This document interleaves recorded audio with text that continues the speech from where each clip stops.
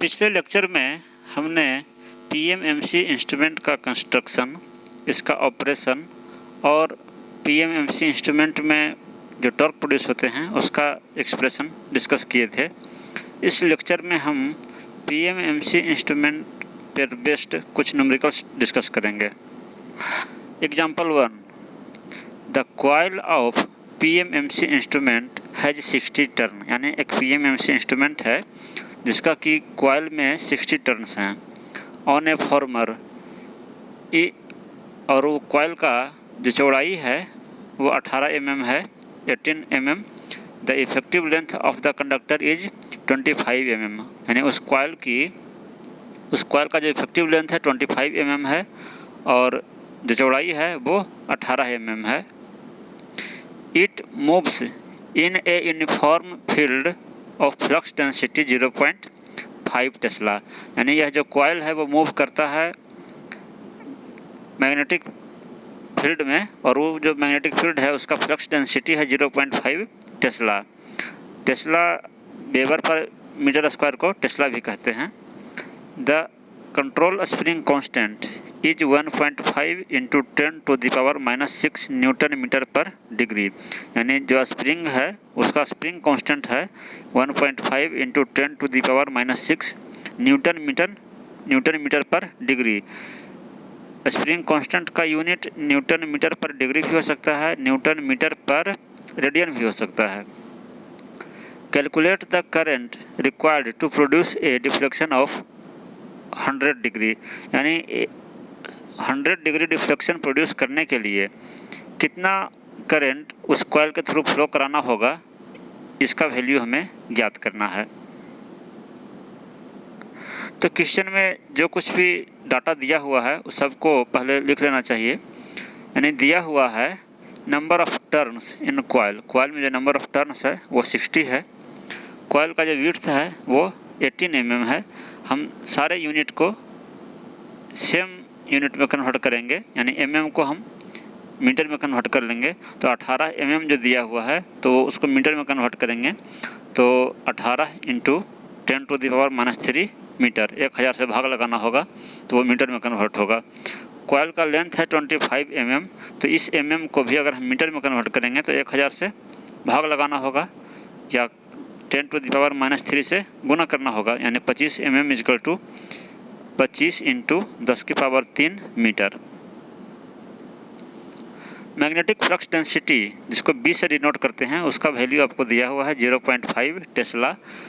Tesla weber per metre square को ही tesla कहते हैं और मैग्नेटिक फ्लक्स डेंसिटी का unit weber per metre square होता है या टेस्ला उसको कह सकते हैं। स्प्रिंग कांस्टेंट जिसको कि K से डिनोट करते हैं उसका वैल्यू आपको दिया हुआ है 1.5 into 10⁻⁻6 newton metre per degree. इसमें सारे यूनिट सही हैं, न्यूटन मीटर और डिग्री। डिफ्लेक्शन आपका दिया हुआ है जिसको थीटा से डिनोट करते हैं 100 डिग्री। यहाँ ध्यान देना है कि अगर आपका स्प्रिंग कांस्टेंट यहाँ न्यूटन पर रेडियन में अगर होता, न्यूटन मीटर पर रेडियन में अगर होता तो इस थीटा को हमें रेडियन में कन्वर्ट करना होता। चूँकि यहाँ न्यूटन मीटर पर डिग्री है इसलिए हमारा डिफ्लेक्शन को भी डिग्री में ही रहने देंगे। और करंट का वैल्यू हमको पता करना है कि कितना करंट उस कॉइल के थ्रू फ्लो होगा ताकि 100 डिग्री डिफ्लेक्शन हो। और हम लोग जानते हैं कि पीएमएमसी इंस्ट्रूमेंट के लिए जो डिफ्लेक्शन का फार्मूला हमने ड्राइव किया था कि थीटा इक्वल टू हमने ड्राइव किया था G/K इंटू आई, जहाँ G इक्वल टू था N into B into A। N into B into A को ही G कहा जाता है जो कि एक कांस्टेंट है। तो थीटा का ये फार्मूला होता है। यहाँ से चूँकि हमको थीटा का वैल्यू पता है, क्वेश्चन में दिया हुआ है, नंबर ऑफ टर्न दिया हुआ है, फ्लक्स डेंसिटी दिया हुआ है, लंबाई और चौड़ाई दिया हुआ है यानी कि क्रॉस सेक्शनल एरिया भी दिया हुआ है, स्प्रिंग कांस्टेंट भी दिया हुआ है, तो हमें सिर्फ ये करंट का वैल्यू निकालना है। तो आई का वैल्यू अगर हम निकालेंगे तो इसको हम लिख सकते हैं I equal to K/N into B into A और इंटू थीटा। यहाँ से हम इसको इस प्रकार से लिख सकते हैं। अब चूँकि सारे वैल्यू हमको पता हैं तो हम सारे वैल्यू को पुट करेंगे। तो पुट करने के बाद आपको आपका जो के का वैल्यू है वो 1.5 इंटू 10⁻⁻⁶, और जो थीटा का वैल्यू है वो आपका यहाँ 100 डिग्री रखेंगे, क्योंकि ये वाला जो यूनिट है ये न्यूटन मीटर पर डिग्री में है, इसलिए ये भी डिग्री में ही रहेगा। अगर ये पर रेडियन में रहता तो इसको रेडियन में कन्वर्ट करना होता। यहाँ नंबर ऑफ टर्न 60 है, 0.5 ये आपका मैग्नेटिक फ्लक्स डेंसिटी है, और जो एरिया है वो लंबाई इंटू चौड़ाई, तो लेंथ 25 इंटू 10⁻³ था, और जो चौड़ाई है वो 18 इंटू 10⁻³ है। सारे यूनिट सेम हैं, सेम डायमेंशन में हैं। तो इनको जब आप सोल्व कीजिएगा तो आपको 0.01111 इतना एम्पियर आपको वैल्यू आएगा इसको कैलकुलेट करने पे। यानी करंट का वैल्यू हमको पता चला कि 0.01111 इतना एम्पियर का करंट फ्लो करने पे 100 डिग्री का उसमें डिफ्लेक्शन होगा। तो इस करंट को हम मिली एम्पियर में कन्वर्ट करेंगे। तो इसको मिली एम्पियर में कन्वर्ट करने के लिए 1000 से मल्टीप्लाई करेंगे, तो आपको हम इसको लिख सकते हैं 11.11 मिली एम्पियर। यानी कि यही हमारा आंसर हुआ जो कि हमें निकालना था कि कितना करंट फ्लो कराएंगे तो ताकि वो 100 डिग्री का डिफ्लेक्शन उस इंस्ट्रूमेंट में शो हो। तो उस करंट का वैल्यू है 11.11 milli ampere. Example 2, A PMMC instrument has a coil of dimension 10 mm into 20 mm। यानी कि एक PMMC इंस्ट्रूमेंट है जिसके कॉइल का डायमेंशन है 10 mm इंटू 20 mm, यानी कि चौड़ाई है 10 mm और लंबाई है, इफेक्टिव लेंथ जो है वो है 20 mm respectively. The flux density in the air gap, the flux density in the air gap is 1.8 into 10⁻³ weber per metre square. यानी उस कॉइल को जिस मैग्नेटिक फील्ड में रखा गया है उस मैग्नेटिक फील्ड का फ्लक्स डेंसिटी है 1.8 into 10⁻³ weber per metre square, और इसी यूनिट को टेस्ला भी कहा जाता है। The control spring torque constant, यानी जो स्प्रिंग कांस्टेंट है उसका वैल्यू दिया हुआ है 0.1 इंटू 10⁻⁻⁶ न्यूटन मीटर पर रेडियन। यहाँ पे आपका जो स्प्रिंग कांस्टेंट का यूनिट है वो न्यूटन मीटर पर रेडियन है। पिछला जो क्वेश्चन था उसमें न्यूटन मीटर पर डिग्री था। तो यूनिट का बहुत ख्याल रखना है इस प्रकार के न्यूमेरिकल्स को सॉल्व करने में। Determine the number of turns required to get an angular deflection of 90 degree when meter carries a current of 5 milli ampere. यानी कि जब उस मीटर के थ्रू, PMMC मीटर के through 5 milli ampere current flow कर रहा हो और हमें 90 डिग्री का डिफ्लेक्शन चाहिए, तो 90 डिग्री का डिफ्लेक्शन प्रोड्यूस करने के लिए उस कॉइल में कितना नंबर ऑफ टर्न होगा ये हमें ज्ञात करना है। तो सबसे पहले जो भी डाटा दिया हुआ है क्वेश्चन में उसको हम लोग लिख लेते हैं कि कॉइल का लेंथ दिया हुआ है 20 mm, जिसको मीटर में कन्वर्ट करेंगे तो हो जाएगा 20 इंटू 10⁻³ मीटर। कॉइल की चौड़ाई दिया हुआ है आपको 10 mm, जिसको कि मीटर में कन्वर्ट करेंगे तो होगा 10 into 10⁻³ metre. Magnetic flux density दिया हुआ है आपको, जिसको कि 20 से डिनोट करते हैं 1.8 into 10⁻³ weber per metre square. Spring constant दिया हुआ है जिसको कि के से डिनोट करते हैं 0.14 इंटू 10⁻⁻⁶ न्यूटन मीटर पर रेडियन। डिफ्लेक्शन आपको दिया हुआ है जिसको थीटा से डिनोट करते हैं कि 90 डिग्री डिफ्लेक्शन होना है। तो चूँकि ये स्प्रिंग कांस्टेंट का जो यूनिट है इसमें आपको न्यूटन मीटर पर रेडियन में ये है, तो इसलिए इस डिफ्लेक्शन को हमें रेडियन में कन्वर्ट करना होगा। तो 90 डिग्री को हम π/2 रेडियन कर सकते हैं। और करंट का वैल्यू आपको बताया गया है कि करंट जो फ्लो हो रहा है वो 5 मिली एम्पियर है, तो इसको हम मिली एम्पियर को एम्पियर में कन्वर्ट करेंगे तो 5 इंटू 10⁻³ इतना एम्पियर हो गया। नंबर ऑफ टर्न कितना होगा उस कॉइल में ये हमें पता करना है। तो हम लोग जानते हैं कि PMMC इंस्ट्रूमेंट में जो डिफ्लेक्शन का फार्मूला होता है वो होता है θ=NBA/K × I। हमने जो डिराइव किया है उसमें इसको हमने G लिखा है, तो G के जगह पे हम पुट करेंगे NBA, तो यानी θ हो गया AN × B × A बटा के इंटू आई, जहाँ ए क्या है, ए है क्रॉस सेक्शनल एरिया जो कि लंबाई इंटू चौड़ाई होगा। तो यहाँ से हमको थीटा का वैल्यू पता है कि कितना डिफ्लेक्शन होना है, कितना करंट फ्लो कर रहा है ये भी पता है, उस कॉइल का कितना लेंथ है, विड्थ है, ये हमें पता है, तो हम एरिया भी हमें पता हो गया, और क्या मैग्नेटिक फ्लक्स डेंसिटी है वो भी पता है, और स्प्रिंग कांस्टेंट भी पता है। तो हमें यहाँ से सिर्फ नंबर ऑफ टर्न नहीं पता है जो कि निकालना है। तो नंबर ऑफ टर्न जब हम निकालेंगे इसमें से, तो हम इसको अरेंज करके लिख सकते हैं कि के बटा बी इंटू ए इंटू आई इंटू थीटा। अब इसमें हम सारे वैल्यू को पुट करेंगे। के का वैल्यू हमें पता है, थीटा का वैल्यू पता है, आई का वैल्यू पता है, ए का वैल्यू पता है और बी का वैल्यू पता है। ये सारे वैल्यू को हम पुट करेंगे और सोल्व करेंगे, जो हमारा रिजल्ट आएगा वही हमारा नंबर ऑफ टर्न्स होगा, वही हमारा आंसर होगा।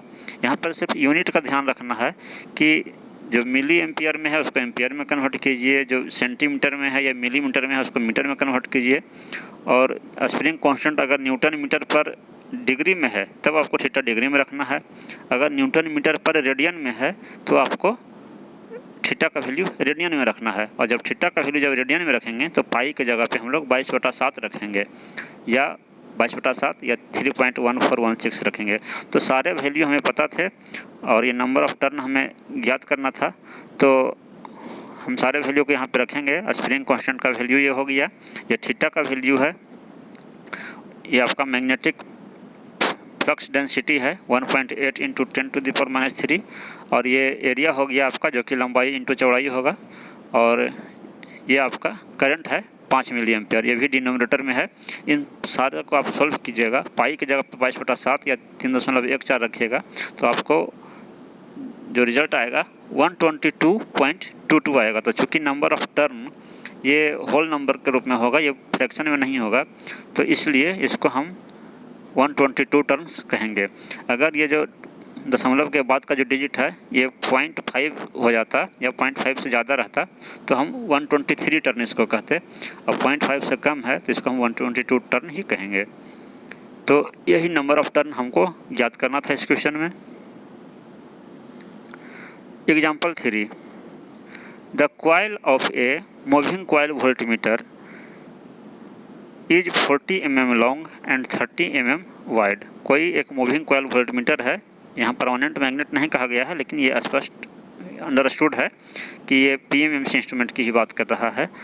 तो इसका जो लंबाई है वो 40 mm है कॉइल का, और जो विड्थ है वो 30 mm है, और नंबर ऑफ टर्न है इस कॉइल में 100 टर्न्स हैं। The control spring exerts a torque of 240 into 10⁻⁻6 newton metre. जो कंट्रोल स्प्रिंग है वो कंट्रोल टॉर्क लगाता है 240 × 10⁻6 न्यूटन मीटर। इतना न्यूटन मीटर का ये आपको टॉर्क लगाता है कंट्रोल स्प्रिंग के द्वारा इतना टॉर्क लगाया जाता है। When the deflection is 100 division on full scale, यानी कि जब 100 डिवीजन डिफ्लेक्शन होता है तो उस समय टॉर्क लगता है स्प्रिंग के द्वारा 240 × 10⁻⁻6।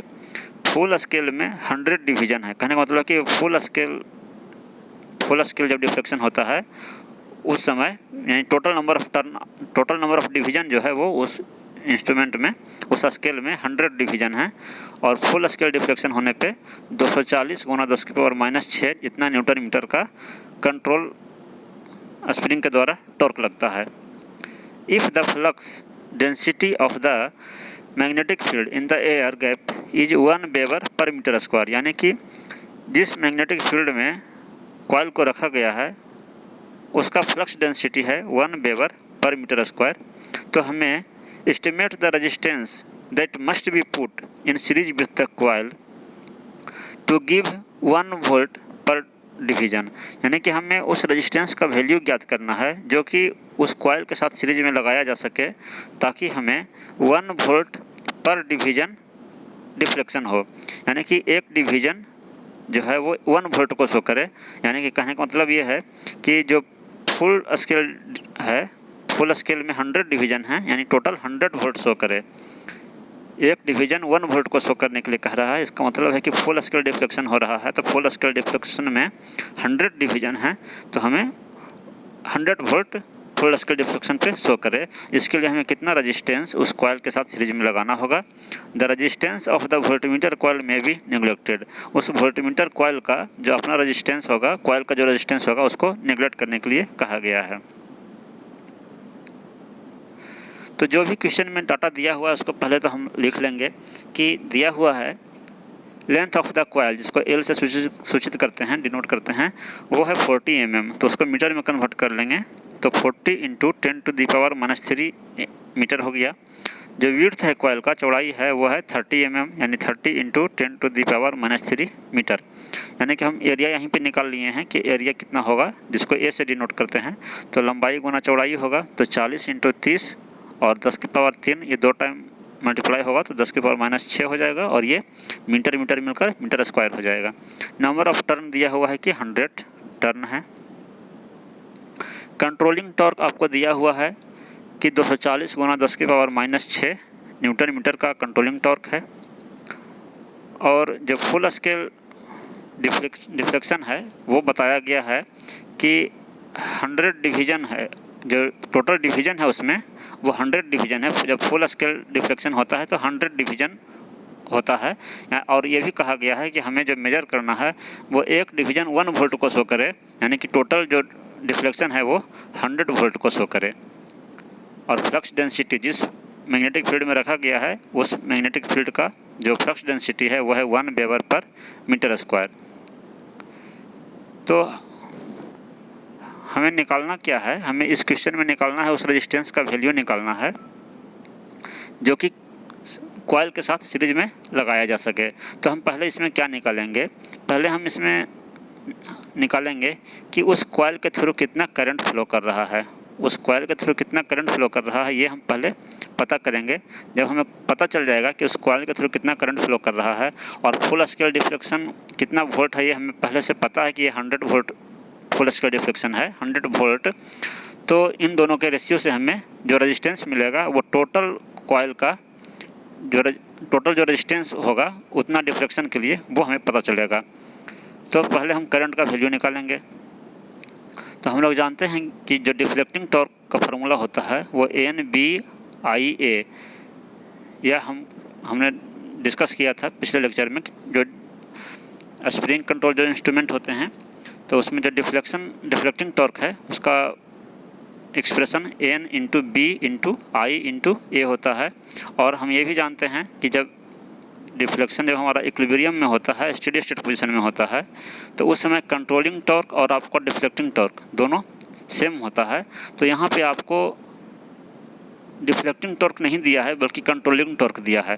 तो हम डिफ्लेक्टिंग टॉर्क भी हमारा वही होगा जो कंट्रोलिंग टॉर्क है, क्योंकि जब पॉइंटर जब डिफ्लेक्ट होता है उस समय कंट्रोलिंग टॉर्क और डिफ्लेक्टिंग टॉर्क दोनों बराबर होते हैं। तो हम कह सकते हैं इस एक्सप्रेशन को कि जो डिफ्लेक्टिंग टॉर्क है वो कंट्रोलिंग टॉर्क ही है।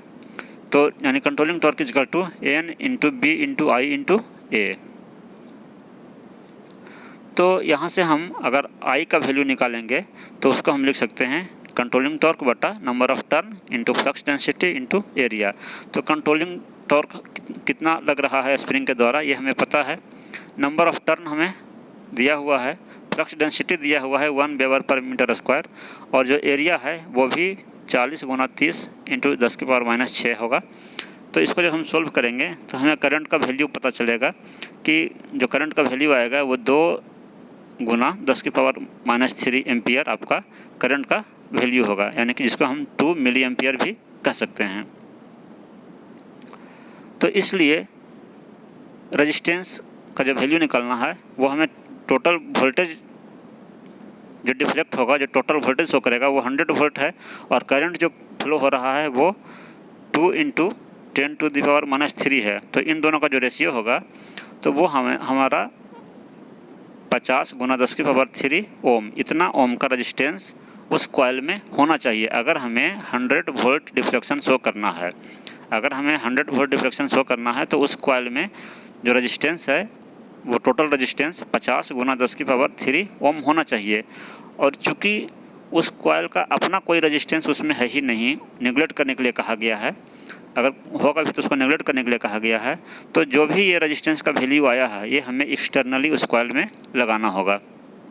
अगर मान लीजिए कि उस कॉइल का अपना रेजिस्टेंस भी होता, मान लीजिए कि 2 ओम या 10 ओम कुछ भी होता, तो ये जो रेजिस्टेंस का वैल्यू आया है इसमें उस कॉइल का अपना रेजिस्टेंस को घटाते तो जो वैल्यू आता वह एक्सटर्नली हमें लगाना पड़ता। लेकिन चूँकि यहाँ पे हमें उस कॉइल का अपना कोई रेजिस्टेंस नहीं है, उस कॉइल में कोई रेजिस्टेंस नहीं है, आइडियल माना गया है कि उसका जो रेजिस्टेंस है वो नेगलेक्ट करने के लिए कहा गया है। इसलिए वोल्टेज और करंट का जो रेशियो है और ये जो रेजिस्टेंस का वैल्यू आ रहा है, ये रेजिस्टेंस हमें एक्सटर्नली लगाना होगा अगर 1 वोल्ट पर डिवीज़न हमें डिफ्लेक्शन शो करना है। तो यानी टोटल डिफ्लेक्शन अगर 100 वोल्ट शो करना है तो उस कॉइल के साथ 50 किलो ओम का रेजिस्टेंस लगाना होगा। Next example is a current of 2 + 3 sin 40 milli ampere is passed through PMMC meter. यानी एक करंट है 2 + 3 sin 40, इस करंट को PMMC मीटर के थ्रू पास किया जाता है। The reading of the instrument will be, वह इंस्ट्रूमेंट कितना रीडिंग शो करेगा। इस प्रकार के क्वेश्चन जनरली ऑब्जेक्टिव क्वेश्चन में पूछे जाते हैं, कम्पिटिटिव एग्जाम्स में भी पूछे जाते हैं। तो इसमें मैं आपको बता दूं कि ये 2 + 3 sin 40 ये जो एक्सप्रेशन है करंट का, इसमें जो टाइम से इंडिपेंडेंट वैल्यू है ये DC करंट होता है, ये DC वैल्यू है या एवरेज वैल्यू इसको कह सकते हैं।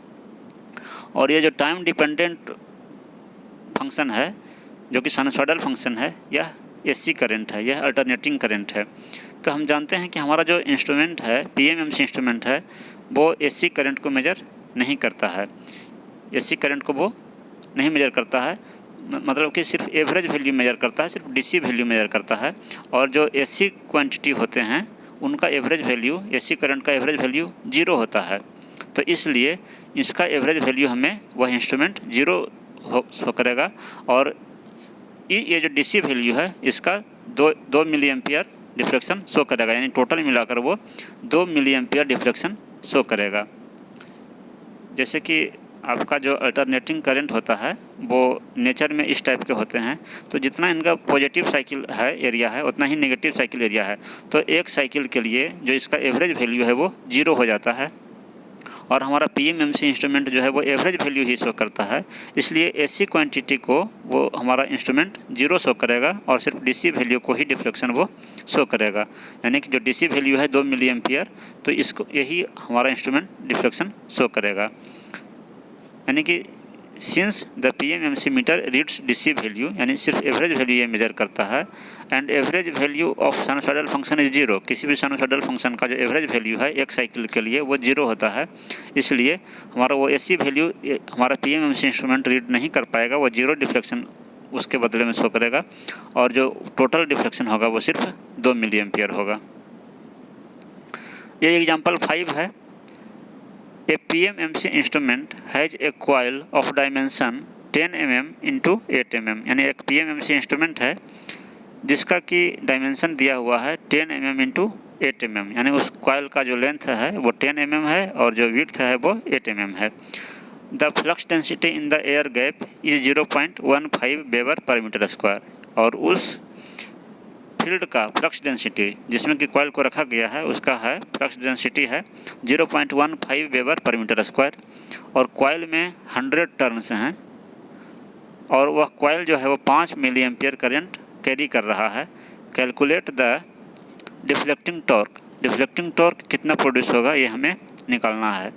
Calculate the deflection if the spring constant is 0.2 into 10⁻⁶ newton metre per degree, यानी कि अगर spring constant 0.2 into 10⁻⁶ newton metre per degree, अगर इतना स्प्रिंग कांस्टेंट हो तो डिफ्लेक्शन कितना होगा। इस क्वेश्चन में हमें 2 चीज़ निकालना है कि डिफ्लेक्टिंग टॉर्क कितना होगा और डिफ्लेक्शन कितना होगा।